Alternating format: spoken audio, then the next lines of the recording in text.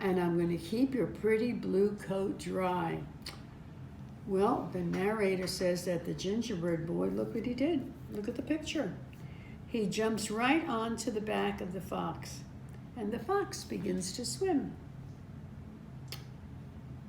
Now, this is where the trick starts. What does he tell the gingerbread boy? Oh, he said, my back is going under the water. It's too hard for me to swim. Why don't you jump on my ear?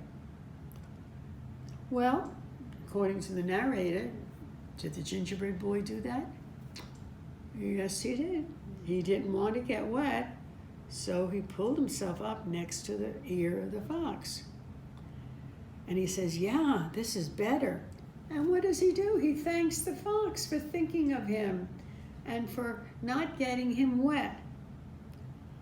But what happens now on the next page? Now look at the shore. Look at everybody who's waiting there. Look at their faces. They kind of look a little disappointed. Look at the little old woman. Look at her face. It's kind of down, and the animals. Okay? But what was the fox doing? He's swimming slower and slower. So, what does he tell the gingerbread boy to do? He said, my ears are going under the water. Jump on my nose so I could keep you out of the water. So he sounds like he's being so kind to the gingerbread boy. But this is his trick. Remember, he's a sneaky, sly fox. So read and find out what the gingerbread boy does and what happens to him. Especially when he finally says how smart he is and how he got away from everybody. But what happens? Please read. Okay, you should have finished. We know that the gingerbread boy did jump up on the nose of the sleek red fox. And now he could even see that he was almost crossed to the other side of the stream. And the gingerbread boy is so proud of himself. Is so proud of himself that he ran away. And look at all the people he ran away from. Look at the picture. The little old woman, the little old man, the little black lazy dog, the brown horse, and the fat pink pig. But what did the fox do? The fox was having fun because he knew what was going to happen next. In 2 bites, the gingerbread boy was gone. Okay? And the sleek red fox says, when he looks at the others on the other side of the stream, he said, what became of him? He could run fast, but he could not swim. Of course not, because the fox ate him. All right? Now, what I'd like you to do is to turn to page 118, and here is a gingerbread cookie mix gift jar that you can make. Too bad it's not Christmas time, because this makes a perfect Christmas gift.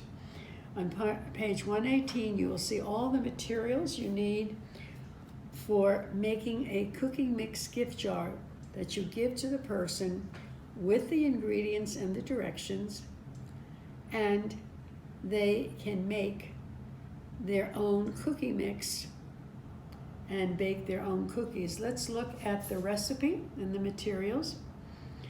First of all, you need a 1-quart canning jar with a lid, a piece of circular fabric, that's material. See the pretty material on the top? And a 12-inch length of ribbon. Now, what they want you to do is you need flour, baking powder, baking soda, brown sugar, all-purpose flour, ground ginger, cloves, and cinnamon. And then we're going to be reading the directions on how you make it. And what you do is you make layers in the jar, and then of course you give them the recipe, which is on the next page, for the gingerbread cookies. Okay, the first thing you do is you first mix 2 cups of flour with all of the baking powder and baking soda. So that's the white ingredients, and that's what goes on the bottom. There are the directions on how many cups and how many teaspoons. That goes on the bottom of the jar. Next, you get the brown sugar in the middle layer. All right, now the third mixture, which is on the top, if you could look at the picture, you see the different colors. White is the 2 cups of flour and the baking powder and the baking soda on the bottom. Then the brown sugar is in the middle, and then the top layer is going to be the 1.5 cups of flour, all-purpose flour. So actually, you're going to be using 3.5 cups of flour altogether. But in the top layer, you're going to have the 1.5 cups with the ginger, cloves, and cinnamon. That's why it's a little, it's not too dark, the brown. It's kind of a rusty color. And that's the top layer. Then you put the lid on the jar, make sure it's tight, and then you have this fabric, this piece of material, pretty material, on the top of the lid. And you tie the fabric onto the lid with a ribbon, and then you're going to attach a recipe, which is on the next page, to the jar. Okay, now this is what the recipe is going to say, because remember, you have given the dry ingredients to the person. We have what we call wet ingredients that the person receiving the gift will have to use and will have to supply by him or herself. Now this is what the directions tell you that you're going to be giving with this. And then it says, empty the ingredients from the jar into a large mixing bowl, stir the ingredients together. Then you are to add 1/2 cup of softened butter or margarine and 1/4 cup of molasses. And molasses is kind of a syrup. It's not pancake syrup, but it's called molasses, and 1 beaten egg. And then step 3 is to stir ingredients together, and then you are to cover the bowl with all this ingredients in the refrigerator for 1 hour or more. After an hour, or whenever time you want to make it, you preheat the oven to 350 degrees Fahrenheit. Remember, Fahrenheit. Your mom will help you.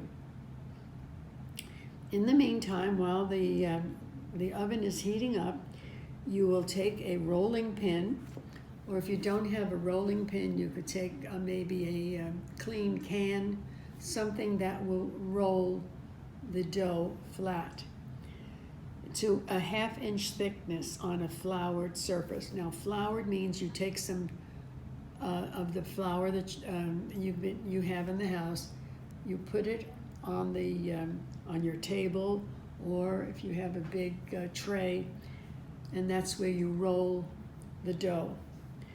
Then, after you roll it, you should cut it into shapes with a cookie cutter, and that's up to you. You can make your own shape. Maybe what you could do is on a piece of wax paper, draw the shape of a gingerbread boy, or if you have a cookie cutter at home that has the shape of a gingerbread boy, you could use that. Or you can do any other shape you want. You can make any kind of cookies. You can make just round cookies, and that you could use an upside down glass to make the circles. You can use your imagination, and you cut into shapes with a cookie cutter, and you place the cookie on a greased cookie sheet.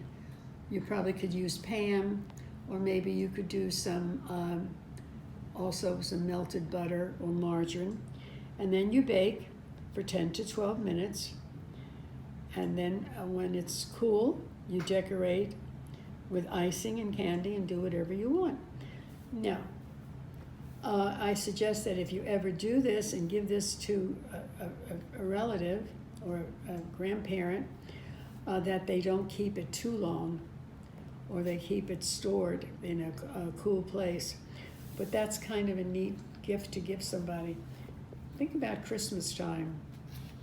Okay?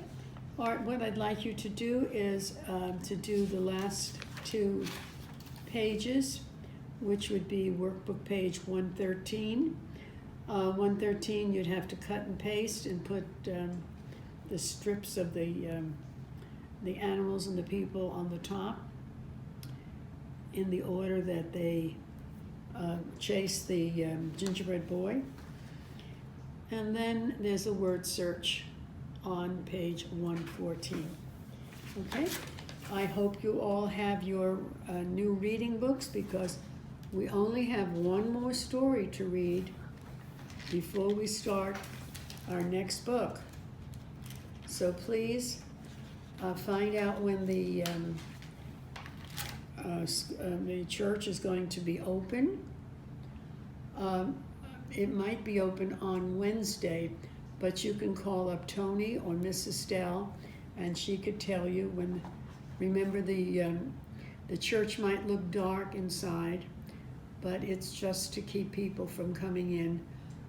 The worship team usually practices one day this week, and there is taping, but they are basically in the sanctuary. The crate should be on top of the reception desk by the ProCare sign-in, and you should find the new work and the books for your child. And please leave me their other work, all the work that they've done so far. It would help, because I might be leaving you some of their graded work or checked work so that you could take it home. Okay? All right, let's take out our Bible.